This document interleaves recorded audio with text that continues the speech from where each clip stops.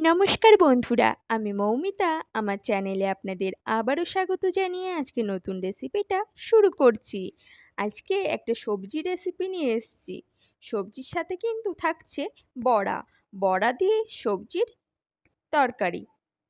তো চলুন দেখে নিই। সবজিটা হচ্ছে পেঁপে।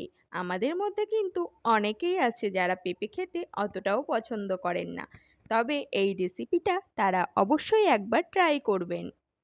কড়াইতে কিছুটা সর্ষের তেল দিয়ে দিলাম, ফোড়নে দিয়ে দিলাম সামান্য কালো জিরে। তারপরে আগে থেকে কেটে ধুয়ে রাখা আলুগুলো দিয়ে মিনিট খানিক নাড়াচাড়া করে একটু ভেজে নিচ্ছি। তারপরে আমি দিয়ে দিচ্ছি পেঁপে। আগে থেকে বেশ লম্বা লম্বা করে টুকরো টুকরো করে কেটে রেখেছিলাম। আজকে সবজিগুলো কিন্তু আমি বেশি ভাজা করব না। এবার আমি দিয়ে দিচ্ছি স্বাদ মতো নুন, পরিমাণ মতো হলুদ।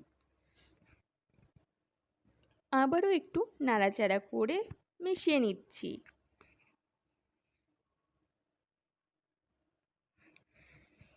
এরপরে আমি দিয়ে দিচ্ছি সামান্য কাশ্মীরি রেড চিলি পাউডার। কালারটা কিন্তু বেশ সুন্দর আসবে। আগে থেকে জিরে আর কাঁচা লঙ্কা একসাথে বেটে রেখেছিলাম। জিরে আর কাঁচা লঙ্কা বাটাটাও আমি দিয়ে দিচ্ছি। একটু নাড়িয়ে চাড়িয়ে মিশিয়ে নিচ্ছি, জিরের কাঁচা গন্ধটা যেন কেটে যায়।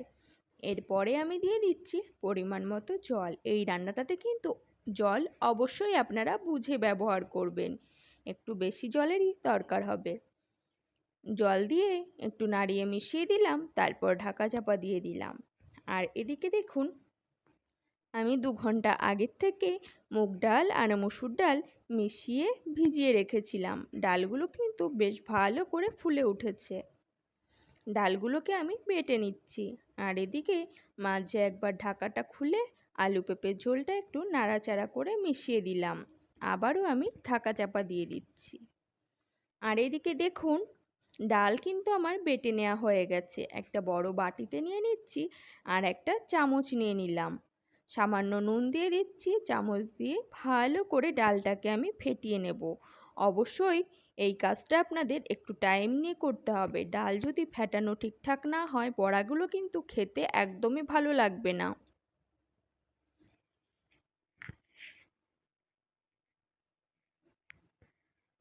তো দেখুন, ডাল কিন্তু ফেটিয়ে নেওয়া হয়ে গেছে। আর এদিকে আবারও সবজির ঢাকাটা খুলে নিলাম, একটু নাড়িয়ে চাড়িয়ে মিশিয়ে নিচ্ছি। আর দেখুন, সবজিগুলো কিন্তু বেশ ভালো করে সেদ্ধ হয়ে গেছে। এবার আমি চামচ দিয়ে ছোট ছোট বড়া শেপ করে ডালের ব্যাটারটা আমি দিয়ে দিচ্ছি।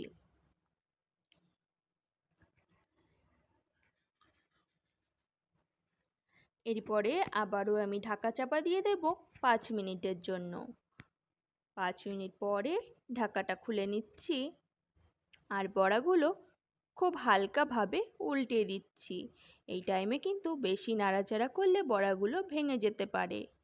আর দেখুন, বড়াগুলো কিন্তু যতটা ছোট ছোট ছিল আরও ফুলে উঠেছে। আবারও আমি 5 মিনিটের জন্য ঢাকা দিয়ে দিলাম।